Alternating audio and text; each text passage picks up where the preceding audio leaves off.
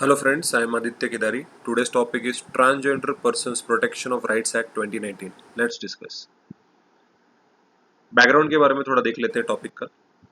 The law was a consequence of the directions of the Supreme Court of India in the National Legal Services Authority versus of Union of India case judgment, mandating the central and state governments to ensure legal recognition of all transgender persons and proactive measures instituted for their welfare. तो ये जो case थी national legal service authority versus union of India, इसके judgement ने supreme court ने बोला कि जो ट्रांसजेंडर कम्युनिटी है इंडिया में उनके वेलफेयर के लिए एक लॉ बनाना बहुत ज़रूरी है, जिसकी वजह से अभी हम ये लॉ आज पढ़ रहे हैं, जो कि 2019 में इसको हमारे पार्लियामेंट ने एक बिल से एक्ट में कन्वर्ट कर दिया, जिससे अब इस कम्युनिटी का, ट्रांसजेंडर कम्युनिटी को प्रोटेक्शन हम प्रोवाइड कर रहे हैं वेलफेयर के लिए. It calls for establishing a national council for transgender persons. तो एक नेशनल काउंसिल को एस्टेब्लिश करेंगे अंदर इस लॉ के अंतर्गत. एंड ये जो एनसीटी है, नेशनल काउंसिल फॉर ट्रांसजेंडर, ये क्या क्या इसके अंदर कौन कौन रहेगा? Union minister for social justice इस काउंसिल के चेयरपर्सन रहेंगे. Minister of state for social justice ये वाइस चेयरपर्सन रहेंगे. Secretary of the minister of social justice एक मेंबर रहेंगे, मतलब जो कि एक एडमिनिस्ट्रेटर है, IAS officer, senior most IAS officer. One representative from ministries including health, home affairs and HRD, मतलब ह्यूमन रिसोर्स डेवलपमेंट से एक मेंबर रहेगा, एक रिप्रेजेंटेटिव रहेगा. Other members include representatives of the NITI Aayog and the national human right commission. State governments will also be represented. The council will also consist of 5 members from the transgender community and 5 experts from NGO, non-governmental organization. तो ये NCT जो है, national council for transgender, आप देख सकते हैं काफ़ी representation है अलग अलग मिनिस्ट्रीज से, गवर्नमेंट के, और गवर्नमेंट के ही नहीं तो ट्रांसजेंडर कम्युनिटी से भी 5 मेंबर्स उनके खुद की कम्युनिटी के भी लोग रहेंगे, और NGO से भी रहेंगे, नेशनल ह्यूमन राइट कमीशन से भी रहेंगे, और नीति आयोग से भी रहेंगे. तो आप देख सकते हो कि NCT ये जो काउंसिल है उसमें काफ़ी अच्छा रिप्रेजेंटेशन है for the welfare and empowerment of the transgender community. उसके बाद इस एक्ट के बारे में थोड़ा सा हम जान लेते हैं. इन्होंने डेफिनेशन, एक ट्रांसजेंडर को डिफाइन किया गया है. It defines a transgender person as one whose gender does not match the gender assigned at birth. मतलब लड़का या लड़की ऐसे हम उसको प्री डिसाइड नहीं कर सकते. It includes trans man and trans woman, persons with intersex variations, gender queers and person with social cultural identity such as kinnar and hijra.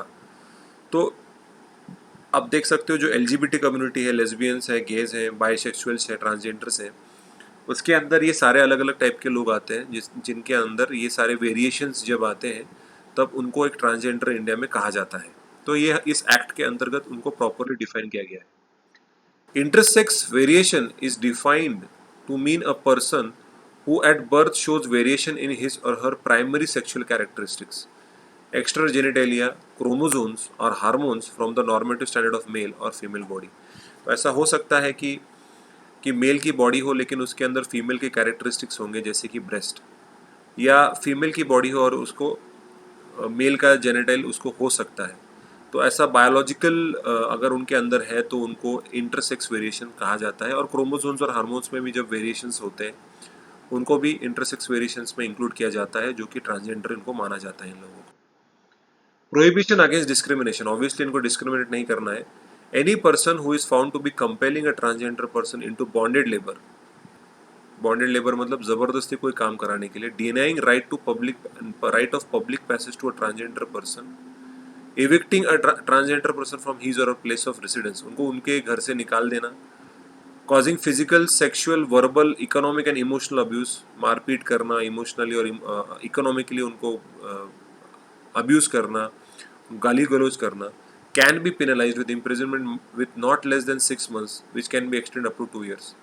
तो एक तरीके से आपको 2 साल तक की, 6 महीने से 2 साल तक की आपको पनिशमेंट हो सकती है अगर आप ट्रांसजेंडर लोगों को गाली गलौज करते हो, मारपीट करते हो, और इमोशनली भी उनको अब्यूज करते हो, उनके ही घर से उनको निकाल देते हो, उनको अलाउ नहीं करते आप अपने सोसाइटी में, उनको ज़बरदस्ती कुछ काम करने को लगाते हो. तो ऐसे अगर कंप्लेंट होती है और इन्वेस्टिगेशन में आपको पकड़ा जाता है और आप कोई भी इंडिविजुअल जाना जाता है कि इसने ऐसा कुछ किया है, तो उसको 6 महीने से 2 साल तक सजा हो सकती है.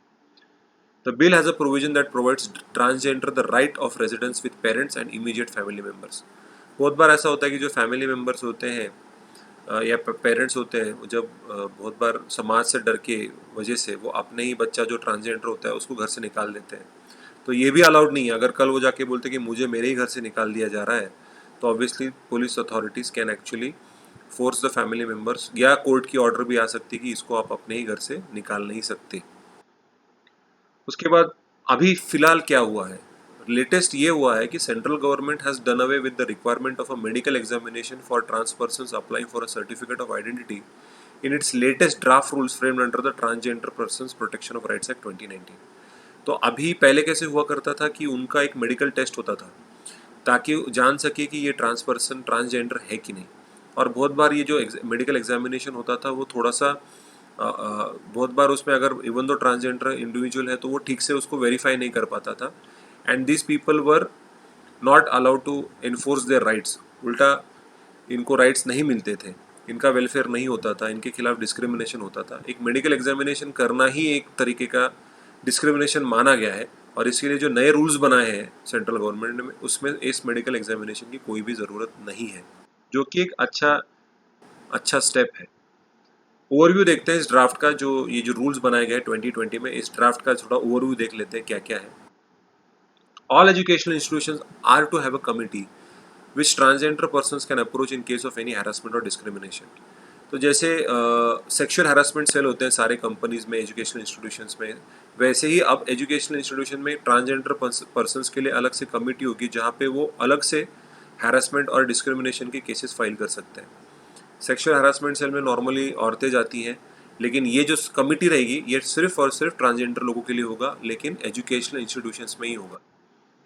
The appropriate government is also required to take adequate steps to prohibit discrimination in any government or private organization or establishment. तो जो भी स्टेट में, कोई भी स्टेट हो, महाराष्ट्र हो, जम्मू कश्मीर हो, नॉर्थ ईस्ट हो, साउथ इंडियन स्टेट हो, जहाँ पे अगर दिख रहा है कि कोई गवर्नमेंटल बॉडी है या प्राइवेट ऑर्गेनाइजेशन है या कोई भी एस्टेब्लिशमेंट है जहाँ पे ट्रांसजेंडर लोगों को डिस्क्रिमिनेट किया जा रहा है, क्योंकि वो ट्रांसजेंडर, इसके लिए उनको जॉब नहीं मिल रही है, क्योंकि वो ट्रांसजेंडर उनको सोसाइटी में नहीं रहने दे रहे हैं, तो ऐसे वक्त गवर्नमेंट अप्रोप्रिएट स्टेट ले सकते हैं। तो एक तरीके से डिस्क्रिशनरी पावर स्टेट गवर्नमेंट के हाथ में दी गई है कि जो ट्रांसजेंडर कम्युनिटी है उस स्टेट की, उनका वो वेलफेयर कर सके, उनको प्रोटेक्ट कर सके, उसके साथ भी उनको एम्पावर कर सके। States will be responsible for timely prosecution of individuals charge under section 18 of the said act, जो हमारा एक्ट है ट्रांसजेंडर पर्सन्स एक्ट 2019। उसके अंतर्गत सेक्शन 18 में क्लियरली मेंशन किया है कि state will be responsible for timely prosecution which proscribes offence against transgender community and penalties therein. Section 18 में सारे ऑफेंसेस मेंशन किए गए हैं, पेनल्टीज मेंशन किए गए हैं, और स्टेट गवर्नमेंट की ये रिस्पॉन्सिबिलिटी है कि जल्द से जल्द प्रोसिक्यूशन हो, जल्द से जल्द जस्टिस मिले, क्योंकि जितना आप डिले करोगे उतना ही जस्टिस दूर हो जाता है, और and justice delayed is justice denied, ऐसा बोला जाता है। तो डिनाई या डिले करना गलत बात है। तो offence would be punishable with, जैसे मैंने आपको बोला, up to 6 months to 2 years with a fine. अभी उसके अंदर फाइन भी इंक्लूड कर दी गई है। State governments will have to set up a transgender protection cell under the district magistrate and DGP, Director General Police, to monitor cases of offences against transgender persons and implement Section 18। तो अभी state government को भी along with, अभी जैसे educational institution में committees होंगी जो discrimination और हैरेसमेंट के केसेस जहाँ पे फाइल होंगे, वैसे गवर्नमेंट, स्टेट गवर्नमेंट लेवल पे डिस्ट्रिक्ट मैजिस्ट्रेट जो होगा, IS ऑफिशियल, और DGP जो कि पुलिस डिपार्टमेंट का हेड होता है उस स्टेट में, वो ट्रांसजेंडर प्रोटेक्शन सेल के हेड रहेंगे, जो कि ये सारे जो ऑफेंसेस होते हैं ट्रांसजेंडर लोगों के खिलाफ उसको वो मॉनिटर करेंगे। और सेक्शन 18 जो है, जहाँ जहाँ पे मैंने अभी आपको समझाया कि पनिशमेंट्स और कौन से ऑफेंसेस है उनको डिफाइन किया गया है, उनको सबको रेगुलेट करेगा, मॉनिटर करेगा और टाइमली प्रोसिक्यूट करेगा। जो भी इंडिविजुअल पकड़ा जाता है और उसको प्रूव कर दिया जाता है कि इसने एक ट्रांसजेंडर को डिस्क्रिमिनेट किया है, हैरेस किया, तो उसको उस तरीके से पनिशमेंट मिलेगी from 6 months to 2 years with a fine. ठीक है। सो आई होप आपको वीडियो अच्छा लगे, आप लाइक करिए, शेयर करिए, और अगर आपको कोई भी डाउट होगा तो आप प्लीज़ कमेंट सेक्शन में पूछिए।